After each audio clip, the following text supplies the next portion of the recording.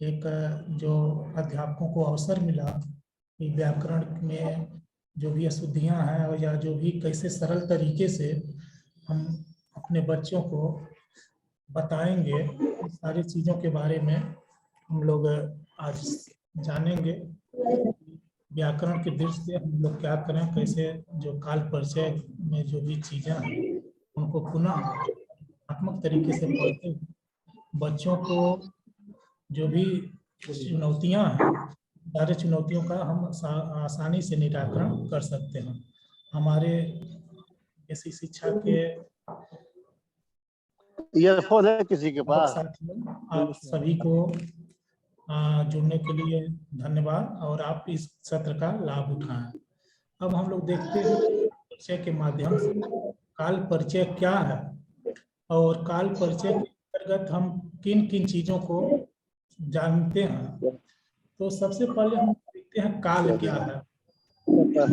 परिचय अर्थ पे हम लोग चलते हैं। तो काल का मतलब होता है समय, टाइम, जिसको हम लोग कहते हैं समय। वर्तमान के समय के बारे में जो भी विभिन्न घटनाएं होती हैं उनको हम विभिन्न समयों के अंतर्गत, विभिन्न चीजों के अंतर्गत हम लोग उसको समाहित कर सकते हैं।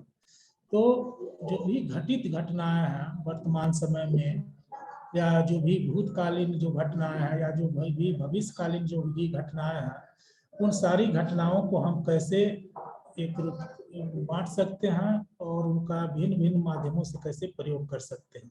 तो अब हम लोग देखते हैं काल क्या होता है। काल का अर्थ है समय। क्रिया के जिस रूप में किसी कार्य करने या कार्य होने के समय का ज्ञान होता है उसको हम लोग काल कहते हैं। मतलब जो भी क्रिया हम लोग करते हैं, जो भी कार्य करते हैं, उस कार्य करने का जो समय का ज्ञान होता है कि हमने उस कार्य को किस समय में किया, वर्तमान समय में कर रहे हैं, भूतकाल में किया है या भविष्य काल में करेंगे। उस कार्य को करने का जो भी समय है, हम उस कार्य के समय करने का जो समय के अंतर्गत जब बांट लेते हैं तो उसको हम क्या कहते हैं, भिन्न भिन्न जो टेंस होते हैं, जो विकाल होते हैं, उसको हम लोग काल परिचय के अंतर्गत देखते हैं।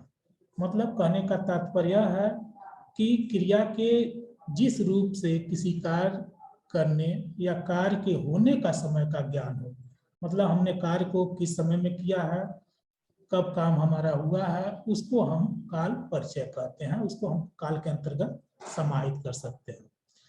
अब हम देखते हैं कि काल के जो विभिन्न जो भेद हैं उन पे हम लोग चर्चा करते हैं कि काल, आप देखते हैं कि काल के हम लोग बहुत पहले से ही पढ़ते चले आ रहे हैं कि काल के 3 भेद होते हैं, वर्तमान काल, भूतकाल, भविष्य काल। तो यहाँ तक तो सही है, यहाँ तक तो हमारे विद्यार्थी भी आसानी से बता लेते हैं और समझ विकसित कर लेते हैं। लेकिन जब हम इसके अंदर में जाते हैं, जब इसके गहराई में जाते हैं, तो उसमें हमको विभिन्न प्रकार के उनके प्रकार उभर के आते हैं। उस काल में भी भेद हमको नजर आते हैं।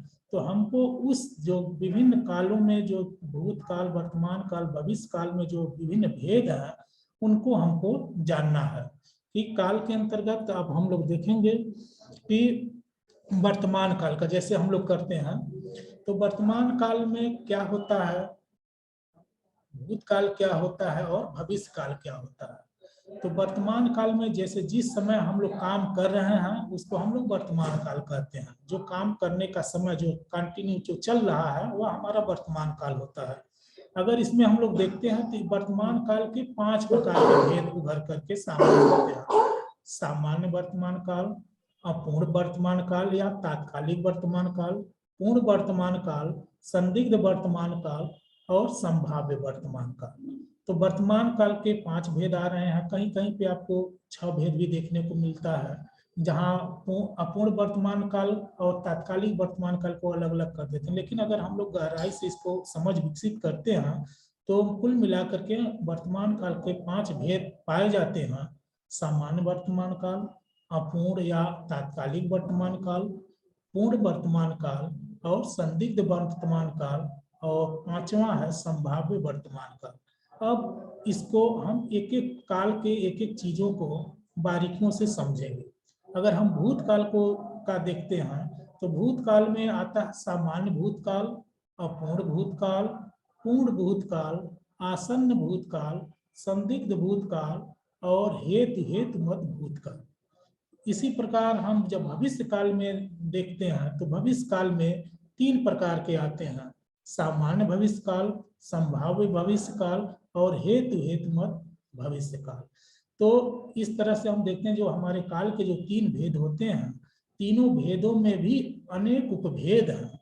तो शुरू में हम लोग चलते हैं वर्तमान काल के जो 5 भेद होते हैं उसके बारीकियों को देखते हैं और उसमें अपनी गहरी समझ विकसित करते हैं ताकि हमारे बच्चे के अंदर आसानी से समझ विकसित करने में आसानी हो। तो अब हम लोग देखते हैं कि वर्तमान काल क्या है। वर्तमान काल का अगर हम लोग रूपांतर देखते हैं, उसकी परिभाषा में जाते हैं तो क्रिया का वह रूप जिससे कार्य के वर्तमान समय में होने का पता चले उसको हम वर्तमान काल कहते हैं। मतलब वह क्रिया, वह कार्य, वह रूप होता है वर्तमान काल के अंतर्गत कि वर्तमान समय में कार्य वह कंटिन्यू चल रहा है, वह काम हम प्रेजेंट टाइम में कर रहे हैं, उसको हम लोग वर्तमान काल कहते हैं। जैसे अगर हम उदाहरण देखते हैं तो मैं पढ़ रहा हूँ, इसमें आप देखेंगे पढ़ रहा हूँ, यह काम चल रहा है, कंटिन्यू चल रहा है, इसमें रहा हूँ, रही हूँ, इस तरह सारे शब्द के अंत में आते हैं। जैसे मैं पढ़ रहा हूँ मतलब पढ़ने का काम जारी है, यह चल रहा है।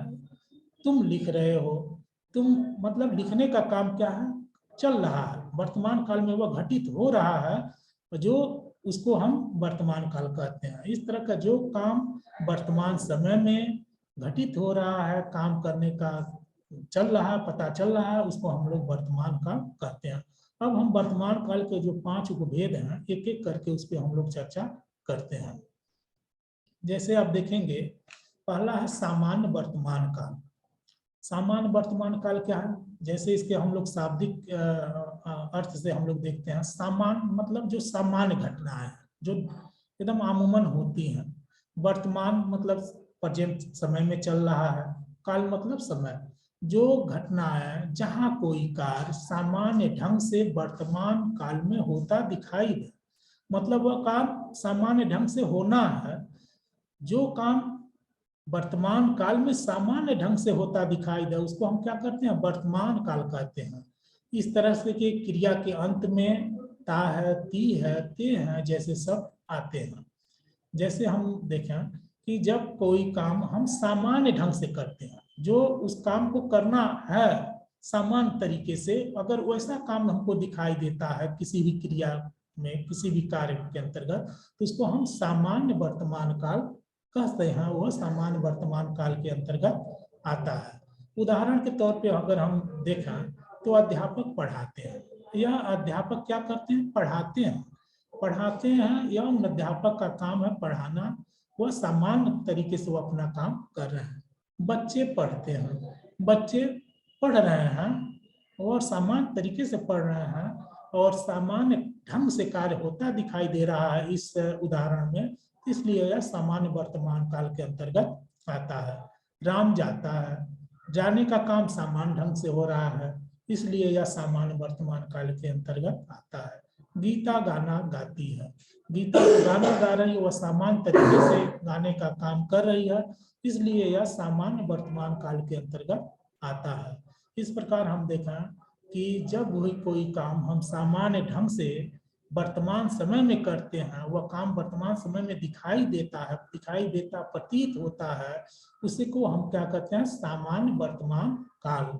मतलब हम कोई काम भी सामान्य तरीके से कर रहे हैं।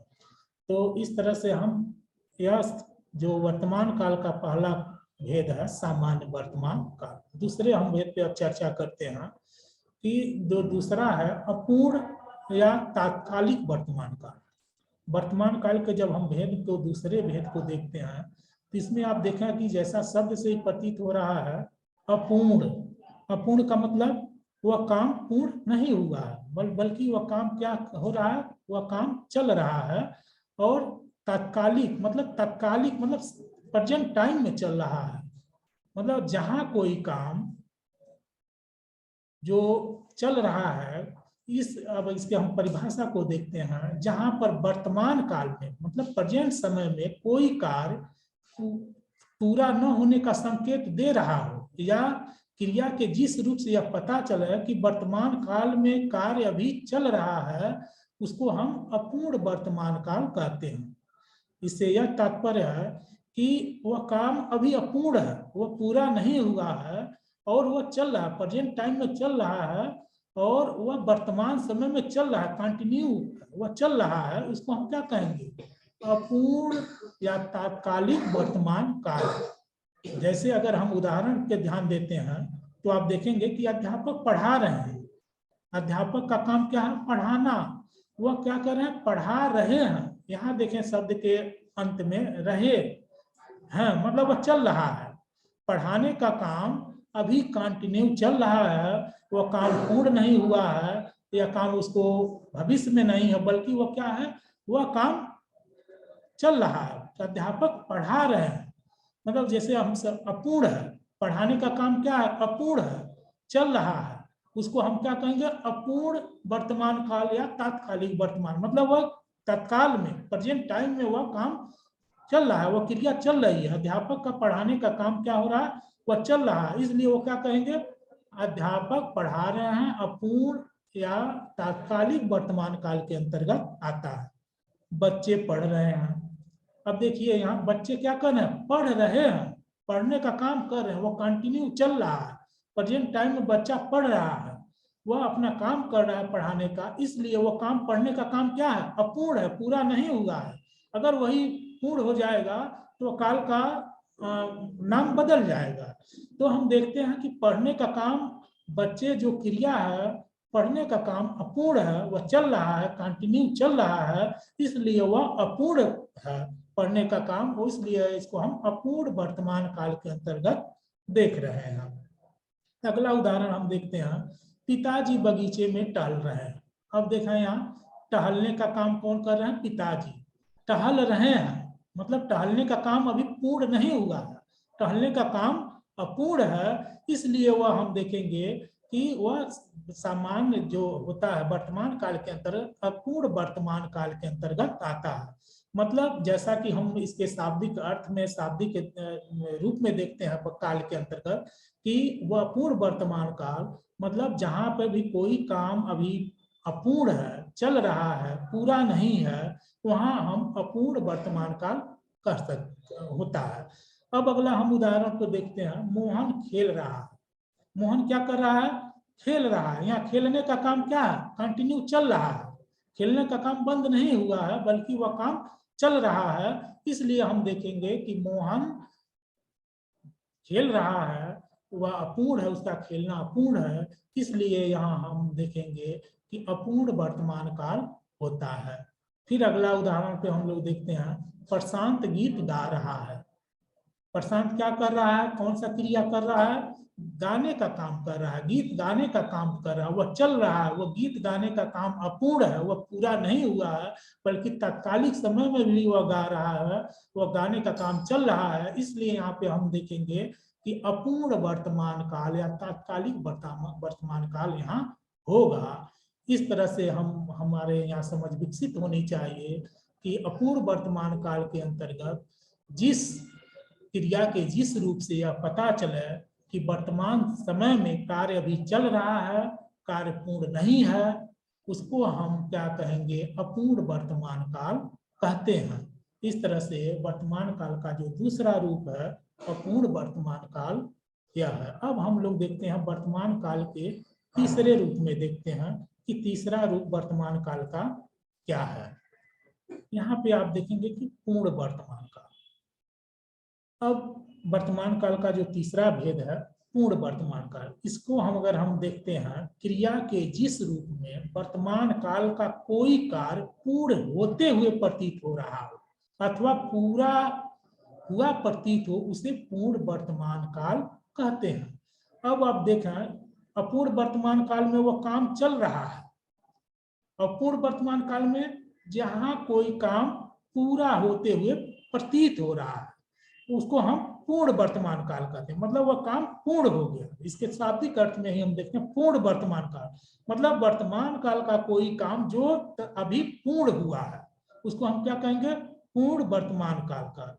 इसमें हम किसको उदाहरण से हम लोग देखते हैं, हमने स्नान कर लिया, स्नान करने का काम हमने क्या कर लिया है, वह काम स्नान करने का काम, नहाने का काम हमारा पूर्ण हो गया है, इसलिए हम क्या कहेंगे वहां पूर्ण वर्तमान काल, मतलब वर्तमान काल का वह काम हमने पूर्ण कर लिया तो इसलिए वह हमारा पूर्ण वर्तमान काल हो गया। इसी प्रकार के हम दूसरे उदाहरण पे दृष्टि डालते हैं तो यहाँ प्रतीत होता है, हम लोग देखते हैं पिताजी टहल कर आ गए, पिताजी क्या कर रहे हैं, टहल कर आ गए, मतलब टहलने का काम क्या है, वह कर लिए, यहाँ पूर्ण हो गया टहलने का काम। अगर वह काम टहलने का काम अपूर्ण होता तो वह अपूर्ण वर्तमान काल होता।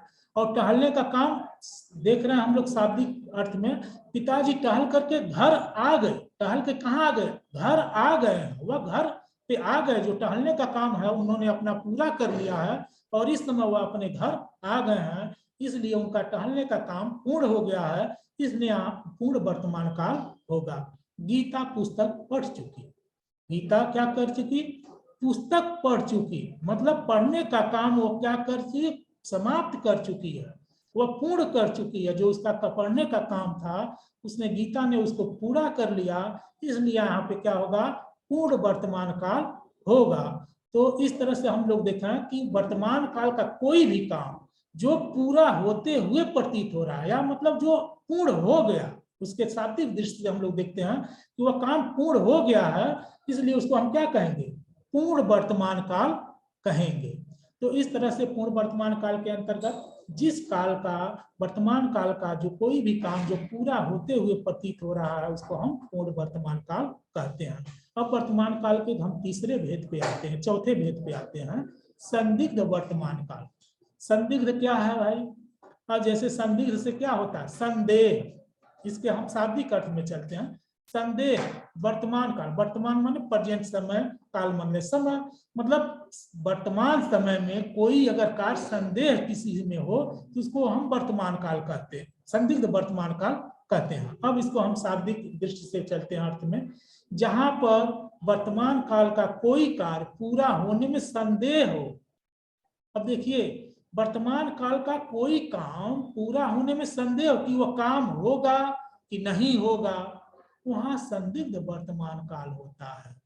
अब देखें कि वर्तमान काल में कोई भी काम है, अगर उस पूरा होने में संदेह है, पता नहीं वो काम होगा कि नहीं होगा, वो काम करते होंगे कि नहीं करते होंगे, उसमें कोई संदेह अगर व्यक्त होता है तो वहां संदिग्ध वर्तमान काल होता है। अगर इसके पहचान में हम जाते हैं, इसमें शब्द के अंत में ता, ते, ती के साथ होगा, होगी, होंगे या का भी प्रयोग होता है, लेकिन हमको इसके शब्द के अर्थ को समझना है, इसमें अपनी गहरी समझ विकसित करना, ताकि हम अपने बच्चों तक वह समझ आसान तरीके से संप्रेषित कर पाए और उसके जो लर्निंग आउटकम है उनका बेहतर हो सके। तो अब जैसे इसको शब्द में ही हम देखते हैं, संदिग्ध वर्तमान काल, मतलब वर्तमान काल का कोई भी काम जिसको पूरा होने में संदेह प्रतीत हो रहा हो, संदेह लग रहा हो, वहां पे संदिग्ध वर्तमान काल होता है। उदाहरण के तौर पे हम देखते हैं, पिताजी बगीचे में टहल रहे होंगे। अब देखें, टहल रहे हैं नहीं है, टहल रहे होंगे, मतलब उसमें संदेह है, पता नहीं टहल रहे हैं कि नहीं टहल रहे हैं। घर से तो भाई कह के गए हम टहलने जा रहे हैं, पता नहीं टहल रहे हैं कि क्या कर रहे हैं, इसमें संदेह है, हम कंफर्म नहीं है कि वो टहल रहे ही होंगे। तो यहाँ पे संदिग्ध वर्तमान काल है। अब दूसरा हम उदाहरण देखते हैं, माता जी रसोई में खाना पकाती होंगी, खाना पकाती होंगी। अब तो यहाँ से तो गई हैं कि खाना बनाने जा रहे हैं, अब पता नहीं पकाती होंगी कि नहीं पकाती होंगी कि क्या करती होंगी, इसमें हमको संदेह है।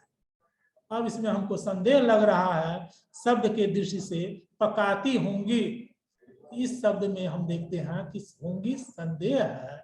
अब क्या है कि जहां संदेह प्रतीत होता है वहां पे संदिग्ध वर्तमान काल होता है। तीसरे उदाहरण पे हम लोग देखते हैं, आज विद्यालय खुला होगा। आज विद्यालय खुला होगा। कई बार होता है कि छुट्टी हो गई, शीतकालीन हो गई या कुछ इस प्रकार की छुट्टी हो गई, लेकिन संदेह होता है। तो अब क्या वहां पे होगा कि खुला होगा, हो सकता है खुला हो। कभी कभार हम देखते हैं कि बैंक खुला होगा, आज बैंक खुला होगा कि बैंक बंद होगा, इसमें भी संदेह होता है। तो इस प्रकार के जहां भी संदेह हो वहां पे संदिग्ध वर्तमान काल होगा। बच्चा मोबाइल चलाता होगा, अब देखते हैं कि बच्चा मोबाइल चलाता होगा, का घर में है मोबाइल है, तो हो सकता है वह मोबाइल चलाता हो, मोबाइल पे पढ़ ना रहा हो, मोबाइल पे और भी कोई कार्य कर रहा हो। तो वहां पे संदेह है, हमको स्पष्ट नहीं, क्लियर नहीं कि बच्चा क्या काम कर रहा है, इसलिए वहां पे संदिग्ध वर्तमान काल होता है। तो इस प्रकार के हम शब्द इसको देखते हैं, संदिग्ध वर्तमान काल। जिस काल में वर्तमान काल का जिस में वर्तमान काल का कोई भी कार्य पूरे होने में संदेह हो, उस पे वहां पे संदिग्ध वर्तमान काल होता है। अब हम पांचवें उदाहरण पे चलते हैं, पांचवें प्रकार पे चलते हैं वर्तमान काल के। यहाँ पे है संभाव्य वर्तमान काल। अब संभाव्य क्या है भाई? संभाव्य का मतलब संभावना, जहां पर वर्तमान काल में किसी कार्य के अभी अभी पूरा होने की संभावना हो, वहां पे संभाव्य वर्तमान काल होता है। अब यहाँ देखेंगे कि वर्तमान काल का कोई भी काम अभी अभी लगता है कि अभी पूरा हो गया, संभावना है, लेकिन अभी हम कंफर्म नहीं है कि हो ही गया है।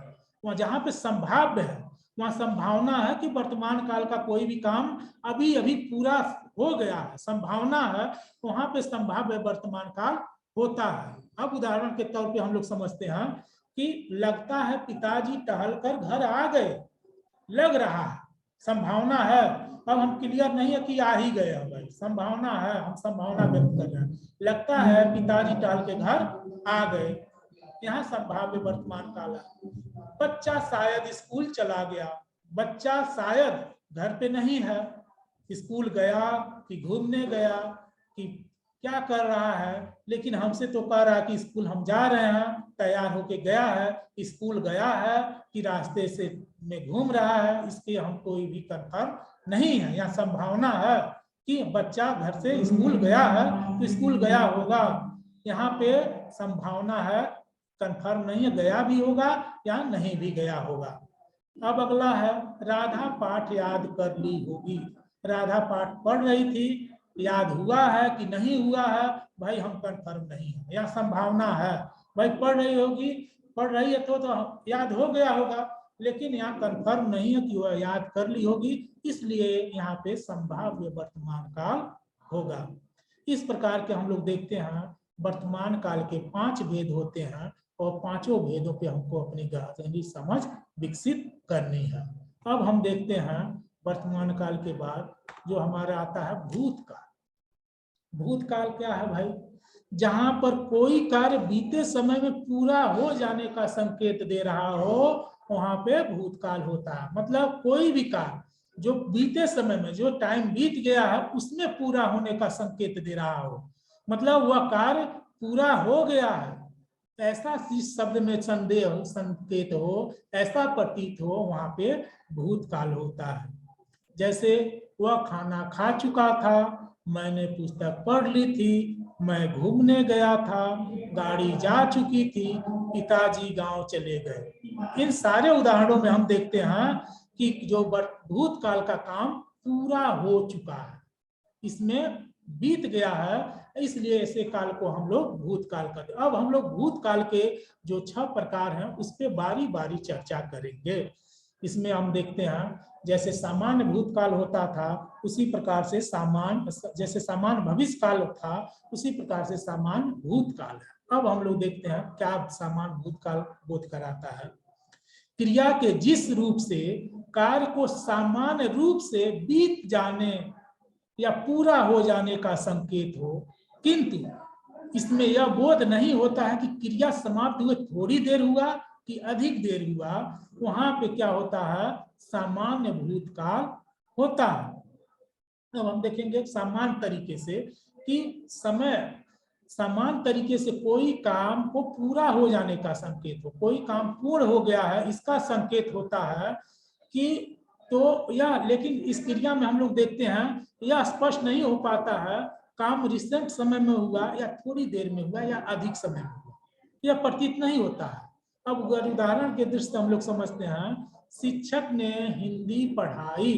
अब क्या है, शिक्षक क्या कर रहे हैं, हिंदी पढ़ाई, मतलब हिंदी पढ़ा दी है शिक्षक ने। अभी पढ़ाई है कि थोड़ी देर बाद पढ़ाई, लेकिन पढ़ाने का काम क्या हो गया, वो बीत चुका है, इसलिए सामान्य भूतकाल होगा। दीपक ने सुरेश को पीटा, यहाँ शाब्दिक त्रुटि है, जो दीपक ने सुरेश को पीटा है, मतलब अभी पीटा है कि 1 घंटे बाद पीटा है कि 2 घंटे बाद पीटा है, लेकिन पीटा है भाई, ये कन्फर्म है, तो यहाँ सामान्य भूतकाल होगा। कुसुम घर गई, कुसुम क्या कर रही, घर चली गई है, जाने का काम कर चुकी है, अभी गई है, 1 घंटा बाद गई है कि थोड़ी देर बाद गई, यह कंफर्म नहीं है, लेकिन वह गई है, तो यह क्या होगा, सामान्य भूतकाल होगा। अकबर ने पुस्तक पढ़ी, अकबर क्या कर रहा, पुस्तक पढ़ लिया है, अभी पढ़ा है कि थोड़ा देर बाद पढ़ा है कि कब पढ़ा है, यह कंफर्म नहीं, लेकिन यह जानते हैं भाई उन्होंने पुस्तक पढ़ लिया, इसलिए यहाँ पे क्या होगा, सामान्य भूतकाल होगा। नौकर चला गया, नौकर क्या हो गया, चला गया, नौकर क्या काम कर, जाने का काम चला कर लिया, वो चला गया है, लेकिन अभी गया है कि थोड़ा देर बाद गया है कि 1 घंटे बाद गया है, भाई यह हम कंफर्म नहीं है, लेकिन यह जानते हैं वह चला गया है। इस प्रकार का जैसा शब्द आते हैं तो वहां पे सामान्य भूतकाल होता है।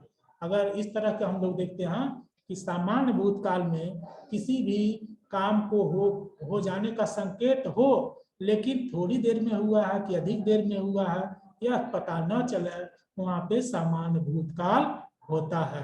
अब हम भूतकाल के दूसरे रूप में देखते हैं अपूर्ण भूतकाल। अपूर्ण क्या है भाई, जैसा कि हम जानते हो वह पूरा नहीं हुआ है। जिस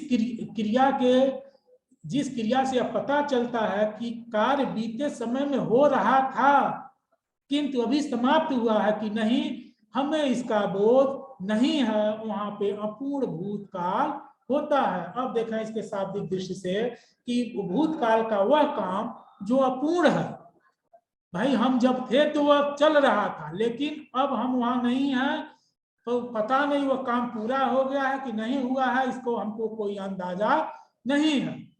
जैसे क्रिया का भूतकाल का वह काम, बीते समय का वह काम जो हो रहा था लेकिन अभी समाप्त हुआ है कि नहीं हुआ है, हमें इसका कोई भी ज्ञान नहीं है, हमें इसका कोई भी बोध नहीं है। इस प्रकार के काम को हम क्या कहते हैं, अपूर्ण भूतकाल कहते हैं। जैसे शिक्षक हिंदी पढ़ा रहे थे, शिक्षक क्या कर रहे थे, हिंदी पढ़ा रहे थे, जब हम थे वहां तो पढ़ा रहे थे, अब वहां से हम चले आए हैं तो पता नहीं पढ़ा रहे हैं कि पढ़ाने का काम कर लिए भाई, इसमें हम कोई कंफर्म नहीं है।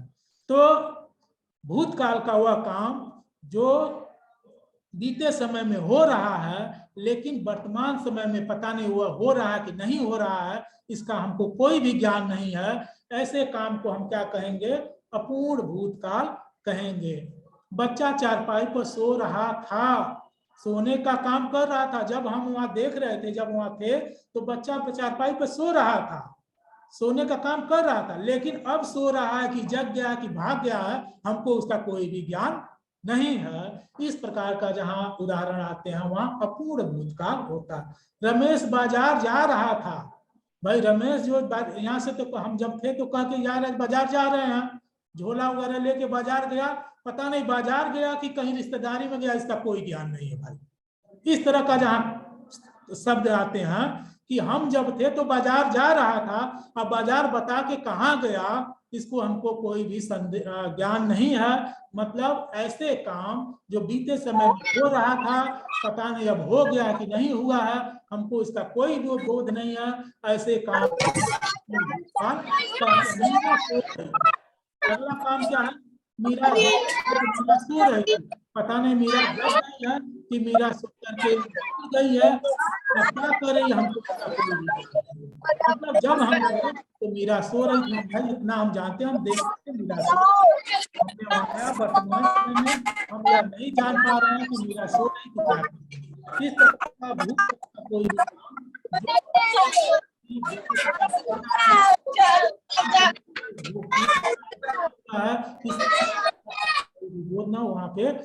अपूर्ण भूतकाल होता है। हम कर देखते हैं पूर्ण भूतकाल, जहां पर भूतकाल का कोई भी काम बहुत पहले बीत जाने का संकेत मिले वहां पूर्ण भूतकाल होता है।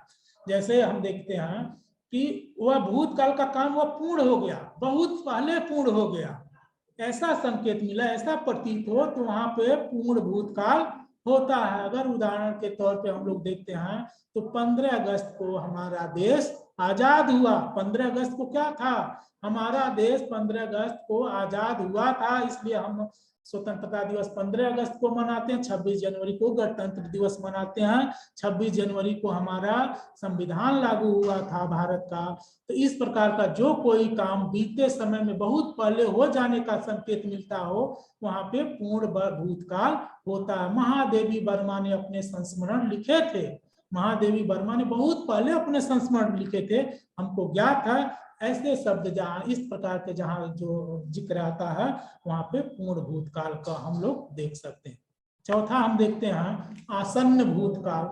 आसन्न भूतकाल क्या होता है कि आसन्न का अर्थ होता है निकट या समीप, मतलब निकट या समीप क्रिया के जिस रूप से यह प्रकट होता है कि कार्य अभी अभी कुछ समय पूर्व ही समाप्त हुआ है, वहां पे आसन्न भूतकाल होता है। यानी वर्तमान काल से भूतकाल में परिवर्तन। आसन्न मतलब निकट, मतलब तुरंत अभी काम समाप्त हुआ है, मतलब अभी वर्तमान काल में वह काम था लेकिन अभी काम क्या हो तुरंत समाप्त हो गया है, वहां पे आसन्न भूतकाल होता है। जैसे शिक्षक ने हिंदी पढ़ाई है, मतलब यहाँ का हो रहा है शिक्षक ने हिंदी पढ़ाई, पढ़ाने का काम क्या हुआ अभी अभी तुरंत अभी समाप्त हुआ है। मतलब जब पढ़ा रहे थे तो वर्तमान काल था, अब पढ़ाई है मतलब आसन्न वर्तमान काल से भूतकाल निकट, मतलब वर्तमान काल और भूतकाल के बीच का जो समय है तुरंत, अभी वर्तमान काल से तुरंत भूतकाल में परिवर्तन हुआ, वह आसन्न भूतकाल होता है। मतलब टीचर हिंदी पढ़ा रहे थे लेकिन अभी पढ़ाने का काम पूर्ण हुआ, तो वह क्या हो गया आसन्न भूतकाल, मतलब वर्तमान काल से तुरंत भूतकाल में परिवर्तन, मतलब अभी अभी काम समाप्त हो। गुड मॉर्निंग सर, आवाज नहीं आ रही सर। वह क्या होगा आसन्न भूतकाल। पिताजी मंदिर गए हैं, मतलब अभी तुरंत गए हैं, जाने का काम उन्होंने कर लिया, अभी तुरंत जा रहे हैं, एकदम रिसेंट में जा रहे हैं, वह मतलब वर्तमान काल से भूतकाल में तुरंत परिवर्तन। इसको वर्तमान काल का भूतकाल के बीच सन्निकट का समय जो होता है, इसीलिए इसको हमको कहते हैं आसन्न भूतकाल। अभी अभी गाड़ी चली गई, बस अभी गई है, अभी जा रही थी तुरंत गई, अभी अभी जा रही है, इसलिए आसन्न वर्तमान काल से तुरंत भूतकाल में परिवर्तन। स्कूल की घंटी बज चुकी है, अभी बजी है, तुरंत बजी है, इसलिए वर्तमान काल से तुरंत भूतकाल में परिवर्तन आसन्न भूतकाल। मैं अभी सोकर उठा हूँ, अभी सो रहा तो जस्ट उठा हूँ सो करके, तो आसन्न काल में हो गया, तो वर्तमान काल से तुरंत भूतकाल में परिवर्तन। मैंने आम खाया है, अभी तुरंत खाया है, तो इसलिए वह जहां काम कुछ समय पूर्व तुरंत ही समाप्त होता है वहां क्या होता है आसन्न भूतकाल होता है। अब हम लोग अगले पे देखते हैं, जो भूतकाल का 5वां रूप होता है संदिग्ध भूतकाल। संदिग्ध भूतकाल क्या है कि भूतकाल का वह जो अनिश्चितता संदेह पर प्रकट करता है, या कार्य बीते समय में होना था किंतु कार्य बीते समय में हुआ कि नहीं हुआ इसका अनुमान नहीं होता है, इसको हम संदिग्ध भूतकाल कहते हैं। जैसे शिक्षक ने हिंदी पढ़ाई होगी, मतलब शिक्षक ने हिंदी पढ़ा रहे थे, होना था बीते समय में, लेकिन पढ़ाए हैं कि नहीं पढ़ाए इसका कोई भी ज्ञान नहीं है। नौकर बाजार से आ गया होगा, नौकर जो है बाजार गया था, आ गया होगा, इसमें संदेह आया कि नहीं है अभी, इसलिए यहाँ पे संदिग्ध भूतकाल होता है। बस चली गई होगी, बस जाना था, अभी चली गई होगी, इसलिए वह आसन्न भूतकाल संदिग्ध भूतकाल होता है। दुकान बंद हो चुकी होगी, दुकान को बंद होना था, वह उसमें संदेह है बंद हो गई है कि नहीं हुई है, इसलिए यहाँ पे संदिग्ध भूतकाल होता है। अब हम लोग छठे पे चलते हैं, हेतु मद भूतकाल। हेतु मद भूतकाल क्या होता है? हेतु भूतकाल का वह रूप जिसमें क्रिया का होना दूसरी क्रिया के होने पर अवलंबित हो, वहां किसी कार्य पर भूतकाल का दूसरा कार्य जहां पे आश्रित दिखाई देता हो, वहां हेतु हेतु मद भूतकाल होता है। मतलब भूतकाल का वह काम जिसको पूरे होने से दूसरा कोई काम पूरा होता, कि वह किसी काम का पूरा होना किसी अन्य काम पर अवलंबित हो, वहां पे हेतु हेतु मद भूतकाल होता है। जैसे उदाहरण पे देखा, यदि वर्षा होती तो फसल अच्छा होता, अगर बीते समय में वर्षा हुई होती तो आज फसल बहुत अच्छा होता। यदि मेहनत से पढ़ते तो अच्छे अंक से उत्तीर्ण होते, अगर हम लोग बीते समय मेहनत से पढ़े होते तो वह अच्छे अंक से उत्तीर्ण होते। यदि युद्ध हुआ होता तो गोलियां चलती, अगर बीते समय में युद्ध होता तो यह निश्चित था भाई गोलियां चलती। तो इस तरह का हेतु